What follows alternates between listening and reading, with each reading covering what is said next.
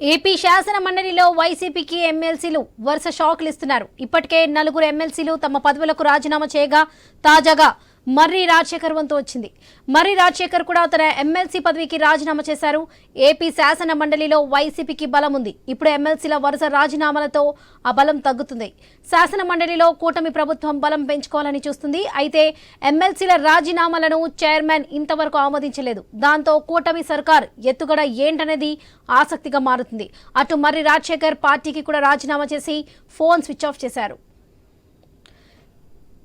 ఇదే విషయానికి సంబంధించి మరిన్ని అప్డేట్స్ మా ప్రతినిధి నాగేశ్వరరావు అందిస్తారు.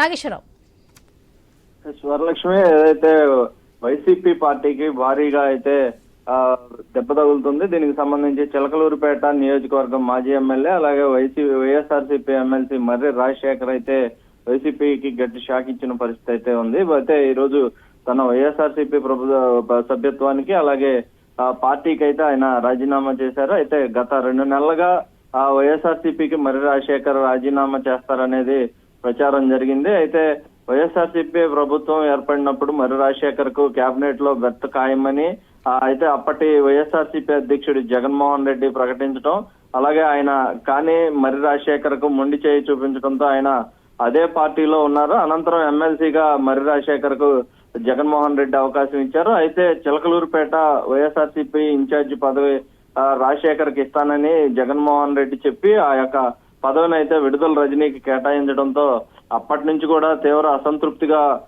మర్రి రాజశేఖర్ రెడ్డి ఉన్నట్లుగా మనకు తెలుస్తుంది. అయితే టీడీపీ దీన్ని బట్టి మొత్తంగా మర్రి రాజశేఖర్ అయితే టీడీపీలోకి ఆహ్వానించినట్లుగా కూడా తెలుస్తుంది. అయితే 2 నెలలుగా వాయిదా పడుతూ వచ్చిన మర్రి రాజశేఖర్ నిర్ణయం ఈ రోజు అయితే ఈ యొక్క రాజీనామాతో ప్రకటించారు. అయితే మొత్తంగా వైఎస్ఆర్సీపీ ఎమ్మెల్సీల బలం అయితే ఉంది. అక్కడ ఒక్కొక్కటిగా తగ్గుతూ వస్తుంది. ఇప్పటికే 4 ఎమ్మెల్సీకి రాజీనామా చేశారు. ఇదే మర్రి రాజశేఖర్ తో 5కి చేరింది. దానికి అయితే కూటమి పార్టీ అయితే మాత్రం ఆ ఎమ్మెల్సీలను కూడా తగ్గించే పరంగా ఎమ్మెల్సీలు కూడా తన వశం చేసుకునే విధంగా అయితే ఆయన కూటమి ప్రభుత్వం పావులు కదుపుతుంది. ఏదైతే ఎమ్మెల్సీలో ఉన్న ఏదైతే అధ్యక్షుల పదవి కూడా చైర్మన్ పదవికి సంబంధించి కూడా దాని మీద కూడా ప్రత్యేక దృష్టి కూటమి ప్రభుత్వం పెట్టినట్టుగా కూడా తెలుస్తుంది. దీనికి సంబంధించే వైఎస్ఆర్సీపీ నుంచి వస్తున్న ఎమ్మెల్సీలను కూడా రాజీనామా చేయించే దశగా తీసి